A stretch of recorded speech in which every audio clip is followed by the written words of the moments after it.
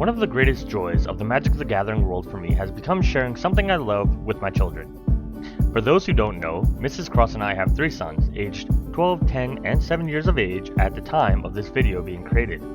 As someone who discovered the greatest card game ever created at the age of 8 years old, there's something very wholesome about sharing my favorite hobby with my kids. Explaining different rules and interactions and seeing their eyes light up or their jaws drop in astonishment never gets old, and one of the highlights of my days are when my children come up to me and ask if we can play a game of Commander together. The bug for the game got each of them so good that all 3 of them have at least one deck that is theirs. My oldest son Eric's first deck came from his love of dinosaurs when he was around 8 years old, helmed by Gishas Sun's avatar. My second son Alexander shares my affinity for animals and instantly fell in love with Rin and Seri, inseparable, who we've come to nickname Cinnamon and Angel after our late yellow lab and current orange tabby, respectively. And now we come to the topic of this video, my youngest son's first Commander deck. He recently asked me about whether I make YouTube videos or stream Magic, and I explained that I do. He was instantly excited and wanted to watch anything and everything I had created, which I have to say was a very touching moment for me.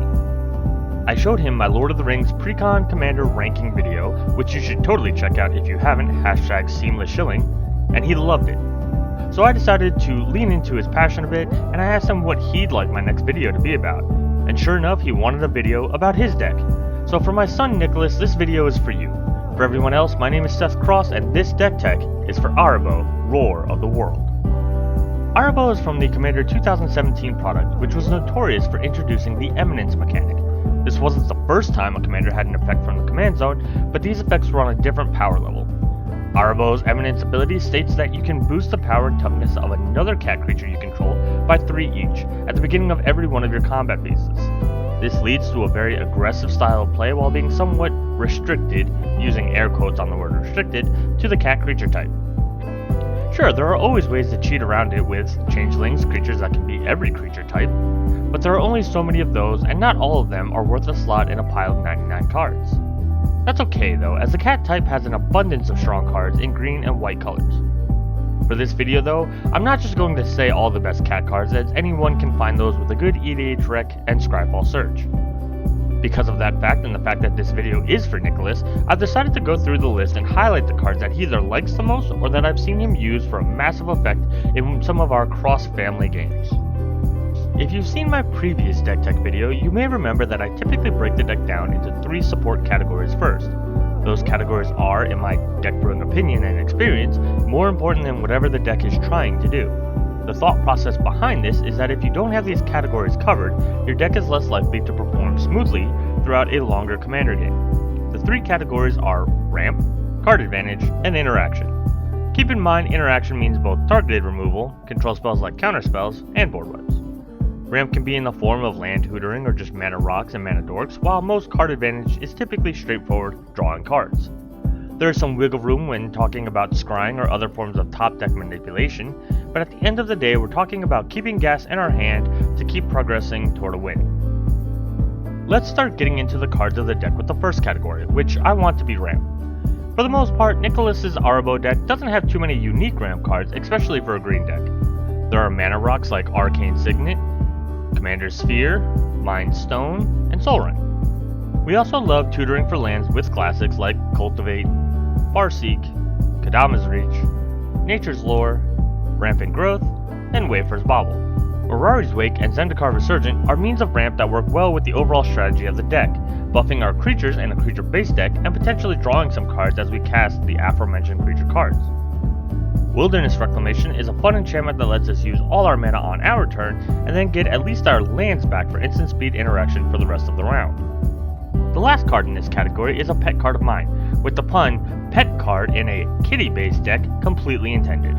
Oketra's Monument reduces the cost of a good number of our creatures as they tend to lean more toward white while also providing additional bodies. The bodies aren't naturally cats, so some of the benefits of our other cats won't carry over, but a good chump blocker is never unwanted. Looking through a Scryfall search and EDH rec, there is a surprising shortage of mana dorks that are specifically working with the cat type, but overall I think we did a good job of ensuring we always had mana to spare. The second category to tackle for this deck is the card advantage. To start, one of the more interesting means of card advantage is Realm Walker. For this creature, we name the cat type when it enters the battlefield and can proceed to cast cats from the top of our library. Keeper of Fables is another card that plays into the cat type, being a cat itself and drawing cards whenever we hit with non-humans. Spoiler alert, cat creatures are not humans. Huzzah! The last card that fits in more uniquely with our deck is Vanquisher's Banner. Similarly to Realm Walker, we name the cat type when it enters the battlefield and can keep chain drawing into more cats as we cast cats. Say that 5 times fast. Moving away from specifically cat type centric means to draw cards, there are a few cards that care about higher powered creatures. That concept plays well with Erebos, who buffs cat creatures during the beginning of our combat phase. Return of the Wild Speaker, Rishkar's Expertise, and Soul's Majesty all benefit from bigger, battered kittens on the battlefield.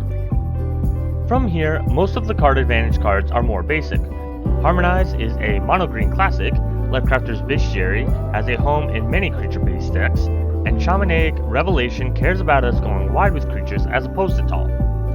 Shared Summons and Worldly Tutor have been fun cards to see my son play, seeing his 7-year-old perspective. His favorite creatures to tutor up have been Adorned Pouncer for the big damage, pumping up a double striking creature, Mirror Entity to make his field massive, and probably his top favorite, Phantom Nishuba. As most of us probably did when we were younger, newer Magic players, Nicholas tends to love the big kitty that comes with a form of lifelink. The final card in this category is my son's least favorite, Greater Good. Once again, thinking of that new young player perspective, I can understand that my son isn't crazy about the idea of getting rid of his big creatures to draw cards. The deck also does not play with the graveyard much, which he's learned can be powerful from some of the decks that I play. Still, I've been slowly advising him that cards like Greater Good are excellent to use in response to a card being removed. Instead of getting nothing whenever an opponent targets his kittens, he can at least get some card selection out of it. I think, over time, he'll grow to understand and appreciate the concept. There's one more category before we get into the everything else and the mana base of the deck. Erebos has access to a wide variety of interaction thanks to the green and white colors. There's a handful of staples for the format in these colors, and as such, most of this section isn't extremely unique to a deck that cares about a certain creature type. Beast Within, Generous Gift, Crochet Grip, Swords to Plowshares, and Path to Exiles are very well known. Wanting to beef up the interaction package, I included Condemn and Oblation, the latter of the two being very interesting as a reaction card. More than once, Nicholas has had exile-based removal pointed at one of his favorite kittens, and I've advised him to tuck the card into his library with Oblation, which is also a secondary form of card advantage. Two cards that do tend to touch on the deck theme are Crib Swap and Mage's Attendant. The former can be interesting in the same manner as Oblation.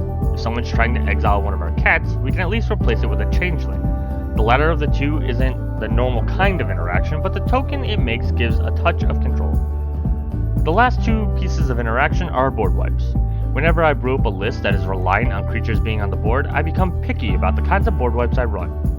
Either they must give me something back, leave me some creatures, etc. We can wipe away anything bigger than our own army and give us options to keep attacking and defending. The second wipe is less unique. Farewell is an amazingly powerful card and an important piece of graveyard hate, which is crucial in the cross-family meta. Anytime I brew decks for my kids, I try to keep in mind that I want their decks to be able to stand up to mine.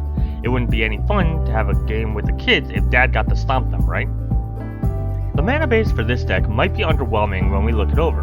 For the most part, the focus of the lands was having access to the right amount of colors at every turn. This leads to most of the dual color lands being included, as well as some ways to tutor up basic lands. The only two lands that are important enough to mention are Paths of Ancestry and Rogue's Passage.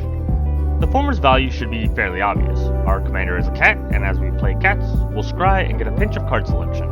Rogue's Passage can be useful for those times where Erebos isn't on the battlefield for his second triggered ability to give trample, and we need to get damage around and over chump blockers. There are only 25 non-land cards left to review, and they don't fit into any of the sport categories.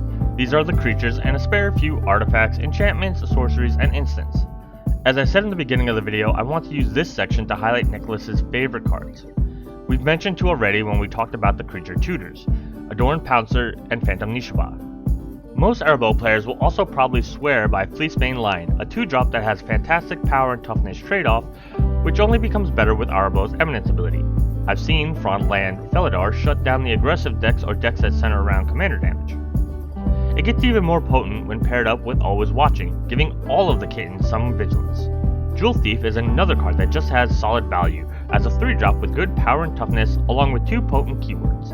Getting the treasure back is just icing on the cake. Leonin Arbiter has put in works, slowing opponents from finding their win con or even just keeping everyone on an even footing with land tuners. Leonin Lightscreeve is a very underrated card if the deck can go wide with tokens. A spare few instants and sorceries, even just casting ram spells, can double the power of our army. Leonin War Leader helps with creating lifelinking tokens. These can become the prime target for Arabo's Eminence triggers, giving Nicholas just enough of a life cushion to continue presenting himself as a massive threat. Lion Sash is another piece of grave hate and has been growing on my son's list of cool cards. The ability to switch between being a big creature and making a creature bigger is very useful. Prowling Serpapod is a classic green card to combat highly controlling decks, taking away the threat of counter magic. Regal Carerical is another means to keep life totals high, while Spirit of the Hearth protects the player from pesky spells and abilities that target. Trove Warden is an interesting card, but I've been debating replacing it. In the end, the strategies of the card and the rest of the deck don't really align, but I'm not sure what to put in its place. I like the idea of having some kind of recursion in the deck, so if anybody has some good cat-type recursive cards, feel free to let me know in the comments section. Wow, that was so many cards, but we're nearly at the end with only a spare few cards to highlight. Again, these are cards that Nicholas has either grown to really enjoy or that I've seen him making massive plays with, sometimes winning him a game or two. Mirror Entity goes well in any deck that wants to go wide, making even the weakest of 0-1 creatures as big as we have mana to pump into his ability. Entity also turns them into cats, so Regal Carerical then gives everyone lifelink. Tabaxi Talconeers seems like a basic card on top, but Nicholas loves the fact that he can swing at everyone all at once. The only downside to having Toucaneers working with Arabo is that you can't duplicate Arabo's bonus to the token copies due to the sequencing of combat. Tamir Sabertooth is a tricky card in this list.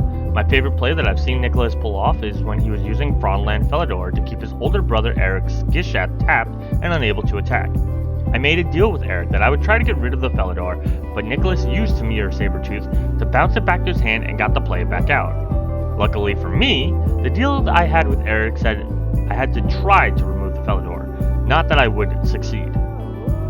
Overwhelming Stampede is a simple game ender, turning an army of smaller creatures into monsters. Again, there's minor issues with combat sequencing when you read how Arabo works, but combine the buff of Stampede with an unnatural growth after Arabo's Eminence trigger, and that monster army is now a game over army. If Arabo is on the field and can trigger his second ability, things are just out of control, and we have only ourselves to blame for letting it come to this.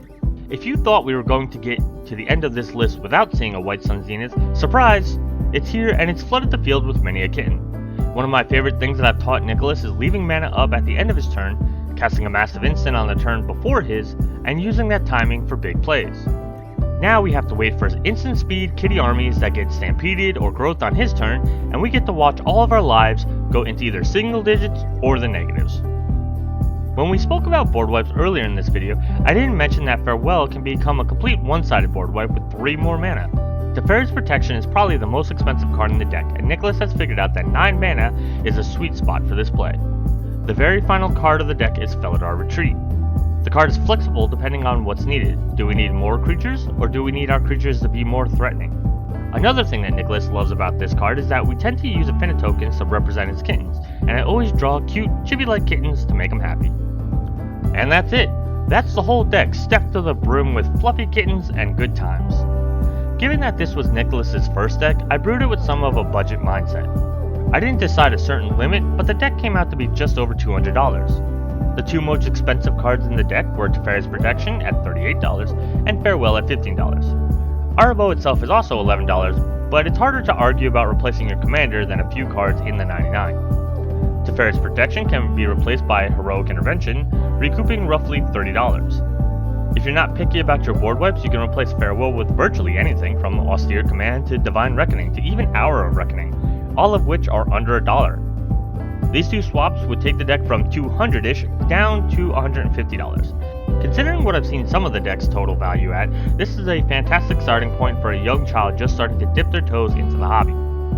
I hope that sharing this list with everyone can help anyone out there who has young kids and has been unsure about getting their kids into the community. All three of my sons have been playing Commander for years now, and they have played a plethora of different strategies and mechanics. I truly believe that this is the greatest game ever, and we can make more and more connections by sharing it. If you enjoyed this video or like this list or want to see more content like this, remember to always hit that subscribe button. If you want to go a step further, make sure to like the video, ring the bell to be notified of my next video, and share the video with your friends and family. I host a Discord where our main priority is to make sure we have a community that is safe and inclusive for everyone, so feel free to join via the link down below in the video description. I love seeing comments, either on the list or the video or really whatever you want, as it helps tell YouTube to share my content with other people. I also stream Commander gameplay on my Twitch channel, so feel free to follow me via the link in the video description as well. Most importantly, keep having fun in your games, keep sharing good times and good memories with one another, and always be kind. After all, gaming is for everyone. My name is Seth Cross, this was my son Nicholas's Arabo deck, and thank you very much for watching. Peace!